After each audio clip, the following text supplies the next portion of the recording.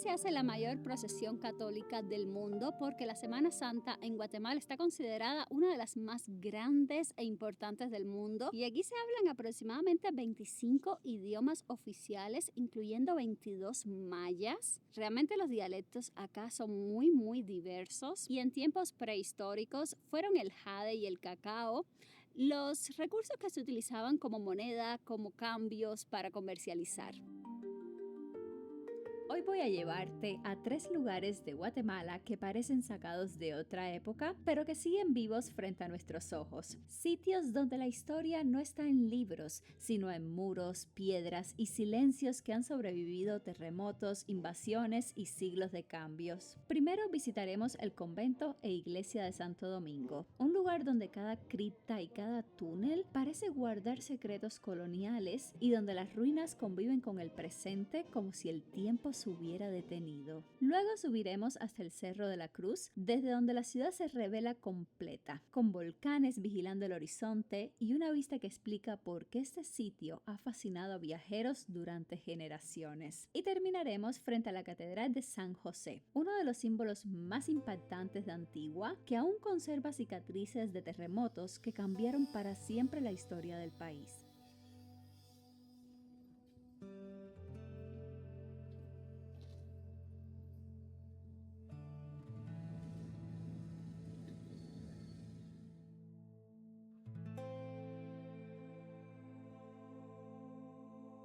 Ahora mismo me encuentro en la iglesia y convento de Santo Domingo, que fue en su momento uno de los lugares más antiguos y poderosos de la antigua capital de Guatemala. Y todo empezó con la llegada de los dominicos a Santiago de los Caballeros por allá por el 1538. Y estos dominicos con el tiempo levantaron un complejo enorme que no era solamente religioso. Aquí se movía dinero, se administraban tierras, se enseñaban, se tomaban importantes decisiones de la época. La iglesia tenía un diseño barroco y lo más interesante es que por debajo de ella habían criptas. Lugares donde se enterraban a personas importantes de la época, a frailes. Acá tenemos algunas de las criptas donde les digo solamente nobles, frailes, personas muy influyentes eran enterrados. Era algo como bien de lujo para aquel momento. O sea, este convento realmente funcionaba como una pequeña ciudad.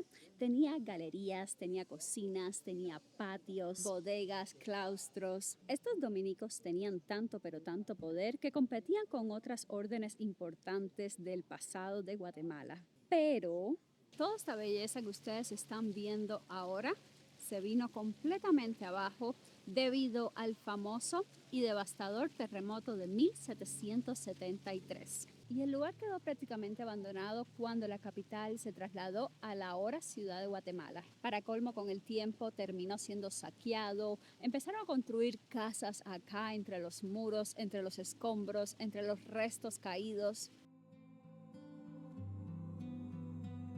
Vamos a subir estas escaleras a ver hacia dónde nos llevan.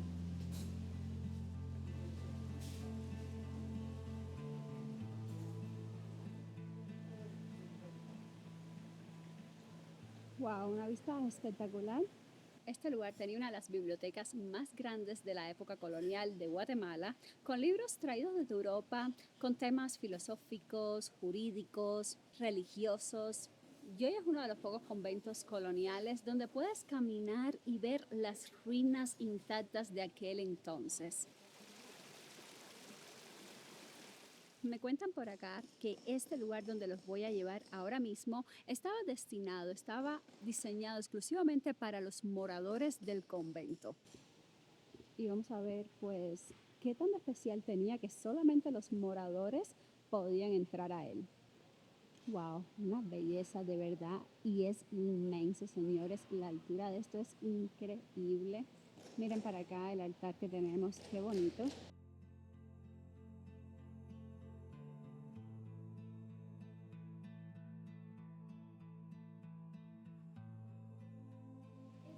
Vamos a subir por acá y entrar directamente a esta capilla.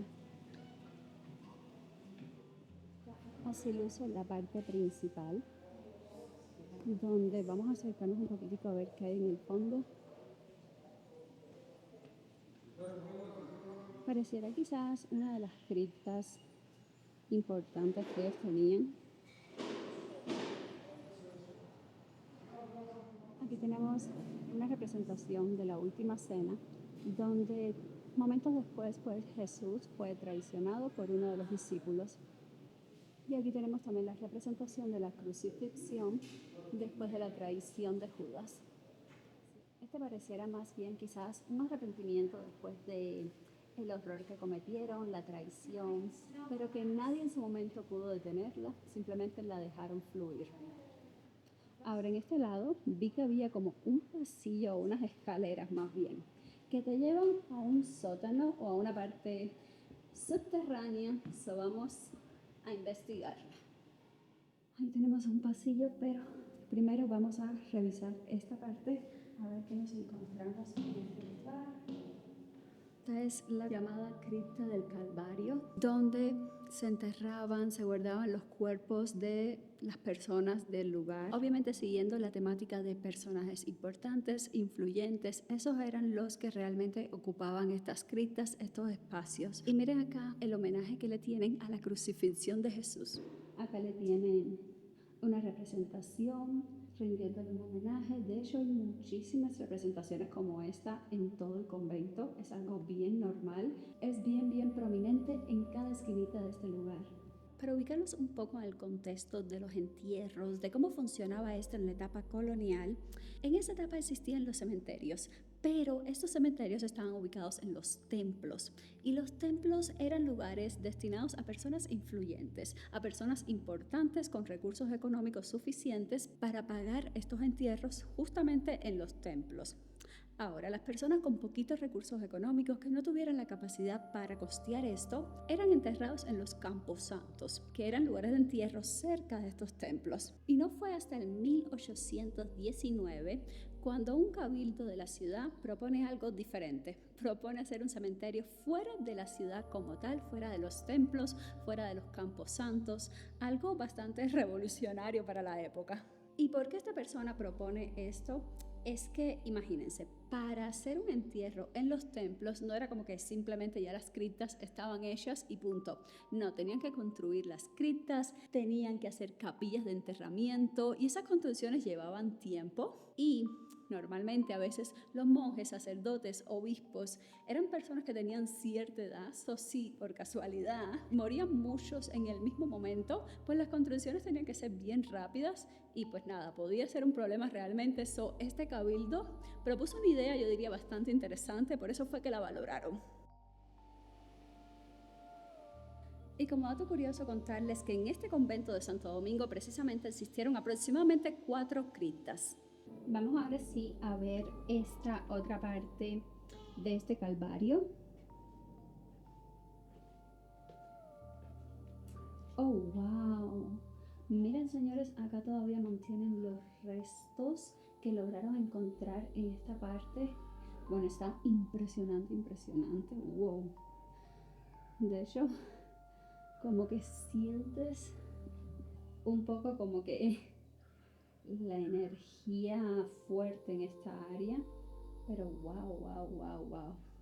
Parece literalmente sacado de una película, pero no, son antiguas personas que residían en este lugar.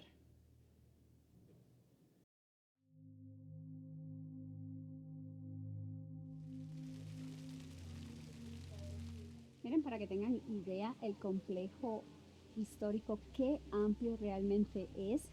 Y hoy cuenta con un espacio que es incluso un hotel súper lindo, pero las ruinas están al ladito, bien todavía auténticas, bien conservadas. La exploración de este lugar realmente ha sido todo un viaje al pasado, a la cultura, a todas las vivencias, no solamente religiosas, sino como tal de las personas en la época, en el siglo XVI, XVII, XVIII. Y a mí lo que más me ha interesado ha sido un vínculo que se nota muy vigente en este convento de Santo Domingo, y es que por un lado tienes todas las representaciones religiosas de Jesús, Jesús, de la crucifixión, de la última cena. O sea, vas pasando por todas esas etapas bíblicas de la historia religiosa cristiana, del catolicismo. Todo este convento te cuenta esa historia muy clara, pero a la vez, por debajo del suelo de este convento tienes las criptas, tienes literalmente la muerte de personas que toda su vida profesaron esta fe cristiana. Entonces, de alguna manera, pues tienes esa espiritualidad mezclada con el terminar de la vida, con el final de todo, muy evidente, porque realmente una vez que la recorres por encima completo, te metes en el suelo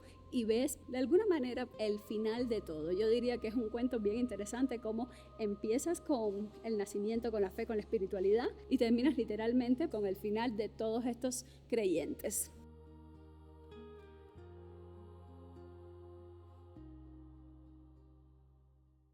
Guatemala es el país con más volcanes activos de Centroamérica.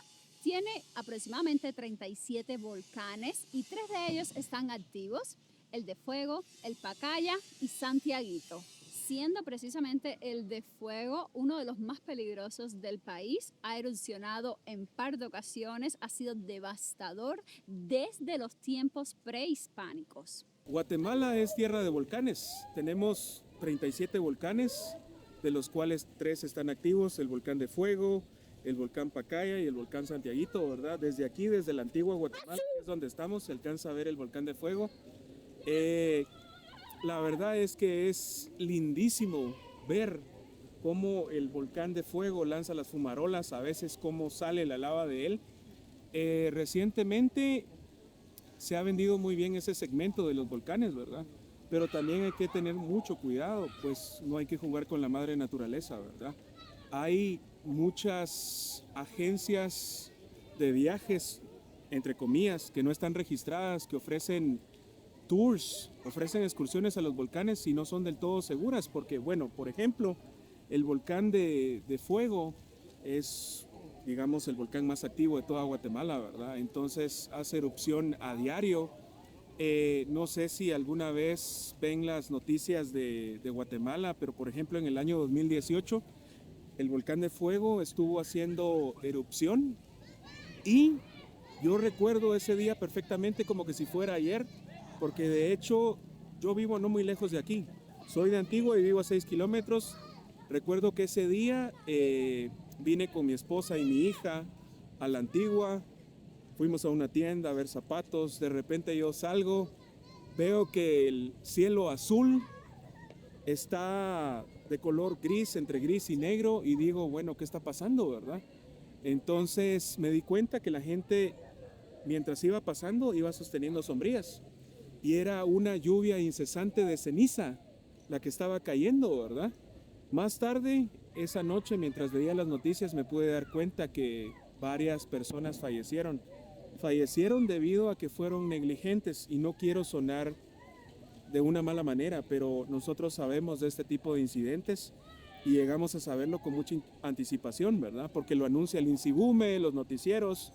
Esta gente que vive cerca del volcán de Fuego, por ejemplo, es gente que es campesina. Tenemos que tomar muy en cuenta que trabajo en el campo no hay todo el año, no es perenne, es por temporadas. Entonces esta gente llega a comprar cositas como una cama, una televisión, un teléfono, y sienten tanto amor por esas cosas que no se ponen a pensar en que eso es reemplazable, pero una vida no lo es. Entonces fue muy tarde porque repentinamente una nube piroclástica se dejó venir encima y mucha gente perdió la vida. Muchos murieron calcinados, no solo las personas, sino también los animales, ¿verdad? Y de hecho muchos cuerpos de socorro, gente que formaba parte del cuerpo de socorro, también perdió la vida. Bomberos, de los policías no estoy muy seguro, ¿verdad? Llegó mucha ayuda de todas partes del mundo. Eso es lo bueno, que cuando pasan este tipo de cosas, a pesar de que no es una buena cosa que la gente muera, ¿verdad? Todos se unen para bien, para ayudar a los que necesitan en ese momento.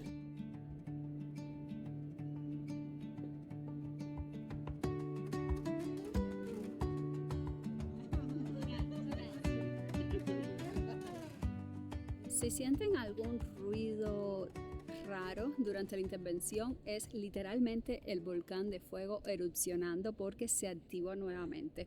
Pero ahora quiero comentarles rapidito este volcán que tengo detrás mío, que es el de Agua. Y es bien diferente, ¿por qué? Porque en su momento, cuando el valle donde estaba ubicada la capital española de Guatemala, este volcán hizo un fenómeno bastante raro. No fue una erupción de lava como la clásica erupción, como la que está haciendo de hecho el volcán de fuego, no. Hizo una erupción de agua y inundó completamente de rocas, de lodo, de agua a la capital española que se ubicaba en el valle que estaba al ladito de este volcán. Lo que pasó fue que después de este desastre, literalmente tuvieron que desplazar esa capital española a Antigua Guatemala. Entonces Antigua se convirtió en la nueva capital oficial. Pudiéramos decir de alguna manera que este volcán de agua fue el fundador, el iniciador indirecto de lo que es Antigua Guatemala hoy día. Y de cierta manera creo que han puesto esta cruz acá mirando a la ciudad y de frente al volcán, no solamente como un símbolo religioso, sino también de una manera simbólica para pedirle piedad, merced a la naturaleza.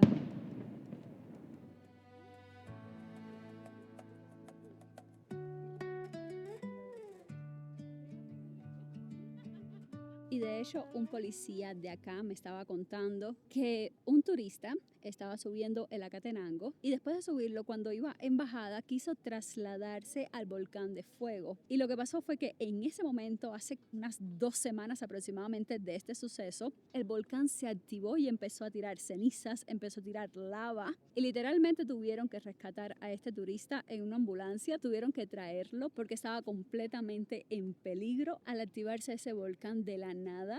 Y ahora mismo, si ustedes quisieran subir el volcán de fuego, está completamente cerrado. Y también algo interesante que me estuvo contando el policía es que la estructura que les voy a mostrar ahora, esta que ustedes ven aquí abajo, uno podía llegar hasta esa parte, pero ahora mismo la han cerrado porque los temblores y los terremotos han debilitado toda esta parte y por un problema de seguridad pues no quieren que nadie baje hasta allá.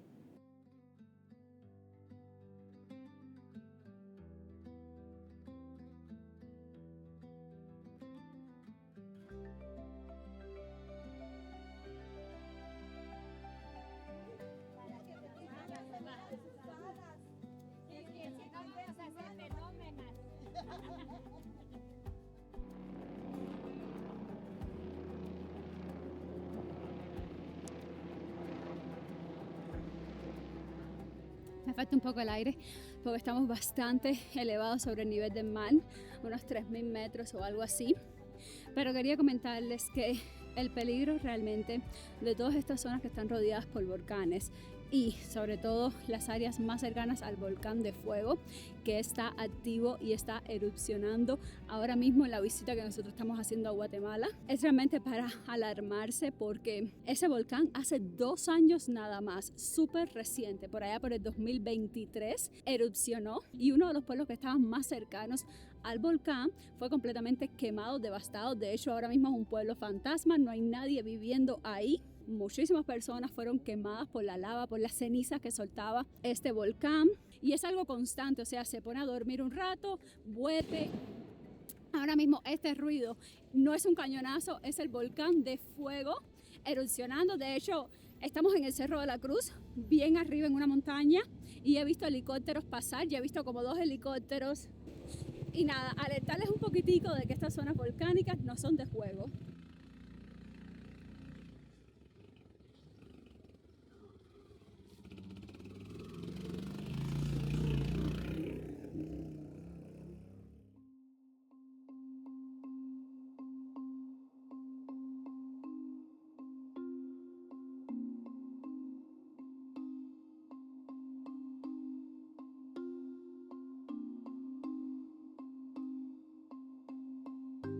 Caminando por la ciudad, llegamos a la iglesia de San José. Esta iglesia es hermosa y es un símbolo icónico de la ciudad, pero adentro hoy justamente había una procesión, no pudimos grabar, no pudimos hablar mucho allá adentro, solamente mirar un poquito. Sin embargo, saliendo al patio de esa iglesia, nos encontramos unas ruinas increíbles realmente, a las que sí podemos acceder, sí podemos recorrerlas, y estas son las llamadas ruinas de la antigua Catedral Metropolitana de Santiago de los Caballeros.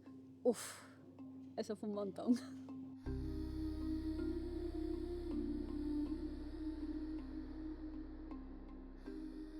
Y vamos a hacer la historia desde el inicio. Vamos a empezar no en las ruinas, sino con la fundación, con el origen de la Catedral de San José. Y durante la colonia, este justamente fue el centro religioso más importante de todo Centroamérica. Y se agradece muchísimo que los locales acá hayan insistido tanto en la reconstrucción, en la remodelación, en realmente levantar esa poderosa iglesia que es un símbolo y que fue un súper símbolo del peso religioso del Reino de Guatemala.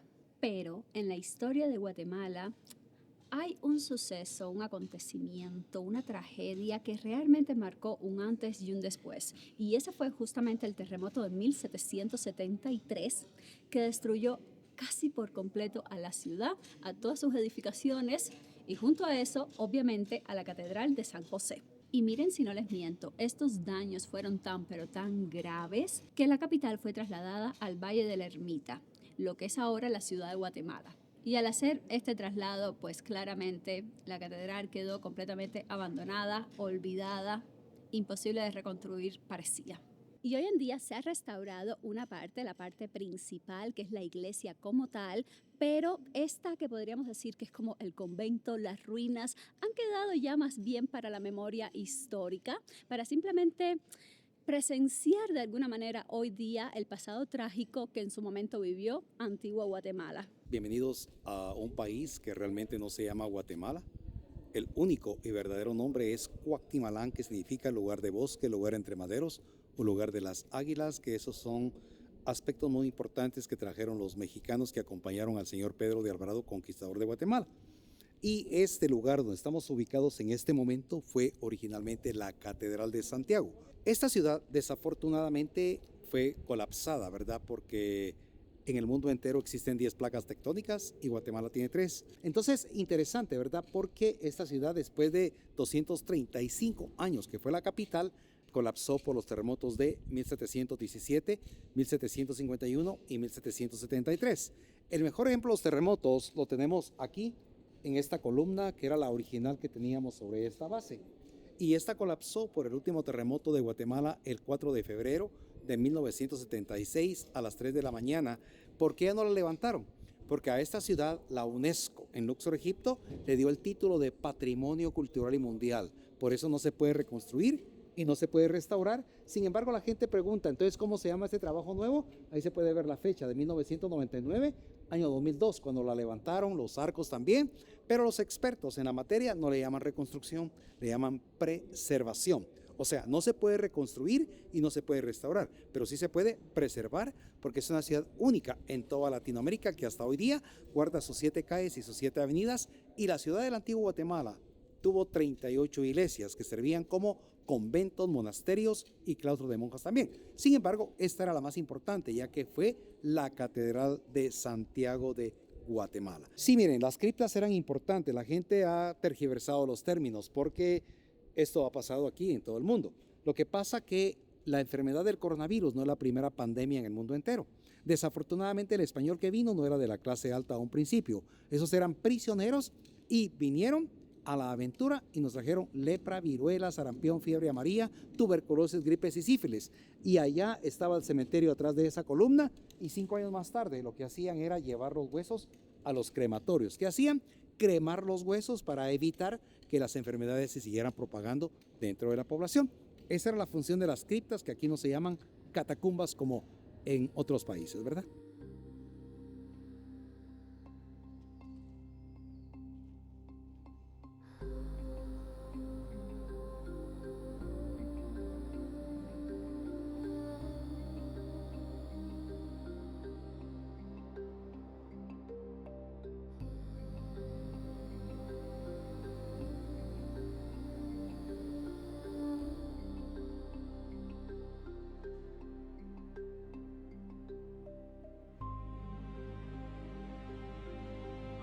Y las palomas, que popularmente son un símbolo de paz, de pureza, acá habitan muchísimo. Hay un montón de palomas, de gorriones por toda la plaza, por todas las iglesias, lo cual de cierta manera le aporta a la esencia y a la magia de la pureza de la religión, de la fe cristiana. Y les he estado contando toda la historia religiosa y demás de la ciudad, pero no les he dicho realmente qué religiones como tal se profesan acá, cuáles son las que mayor peso tienen. Y para empezar, la principal, la más tradicional, la más histórica es realmente el catolicismo, heredada obviamente de España, de la etapa colonial, y tiene muchísimo peso tanto en las fiestas patronales como en las festividades, como en las misas, las profesiones y demás. Y la otra sería el cristianismo evangélico, que por allá por el siglo XX empezó a tener muchísimo peso, empezó a tener muchísima representación, casi similar al catolicismo como tal.